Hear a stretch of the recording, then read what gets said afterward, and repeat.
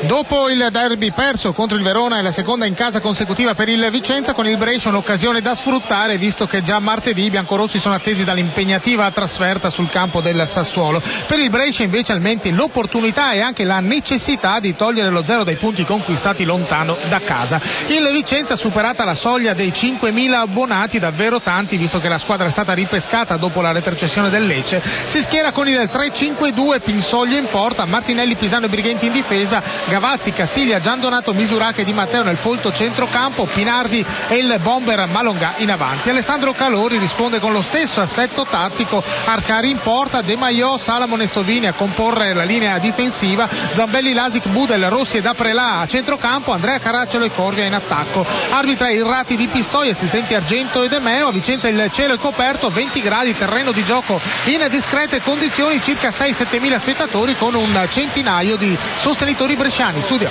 Andiamo allora da Zennaro per Vicenza-Brescia. Malongà in area, il tiro e il gol! Vicenza in vantaggio, siamo al 48esimo minuto, Vicenza 1, Brescia 0, una ripartenza in velocità della squadra di casa, la palla larga sulla destra per Malongà, 4 passi, è entrato in area, ha provato il diagonale con il destro e la palla è finita in rete, quindi è finito penso anche il tempo di recupero. Al 49esimo minuto il Vicenza è passato in vantaggio, quindi Vicenza 1, Brescia 0, la rete al 48esimo di Malongà. Probabilmente adesso l'arbitro farà riprendere il gioco per poi fischiare la fine di questo primo tempo molto emozionante, con il Brescia che si è fatto preferire, ha avuto alcune grandissime opportunità, la prima con Corvia. Infatti arriva il fischio finale dell'arbitro per questo primo tempo, Vicenza 1, Brescia 0, linea allo studio.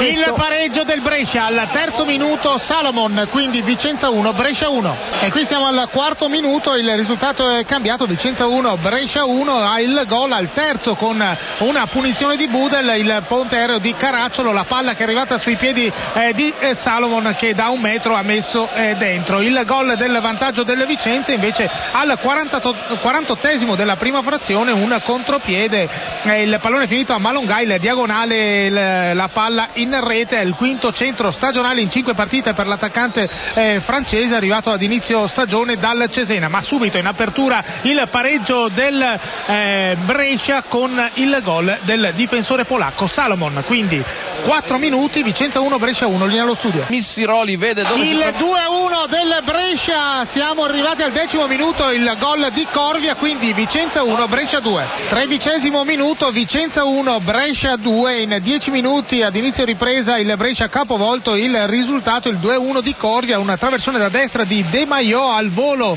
il diagonale con il sinistro di Corvia, palla nell'angolo basso alla sinistra del portiere Pinsoglio e Brescia in vantaggio. La risposta del Vicenza, un tiro dal limite di Giandonato a lato di un paio di metri, e poi due cambi nel Vicenza. Adesso c'è un contropiede del Brescia, c'è Caracciolo che entra in area, si accentra con il pallone in mezzo, ma si chiude la difesa del Vicenza. Stavo dicendo, 2 cambi immediati di Breda, Padalino per Misuraca a centrocampo e poi plasmati per Giandonato, cioè un attaccante per un centrocampista. Breda vuole un Vicenza molto più offensivo. 14esimo, Vicenza 1, Brescia 2, linea allo studio. Juve Stabia 1, Varese 2. Il pareggio del Vicenza al 34esimo minuto, Gavazzi, quindi Vicenza 2, Brescia 2. 39esimo, Vicenza 2, Brescia 2, il gol del pareggio del Vicenza al 34esimo, una discesa in verticale sulla sinistra di Gavazzi, è entrato in area, ha superato anche Arcari in uscita, inutile la rincorsa di un paio di difensori che tentavano di togliere il pallone, che invece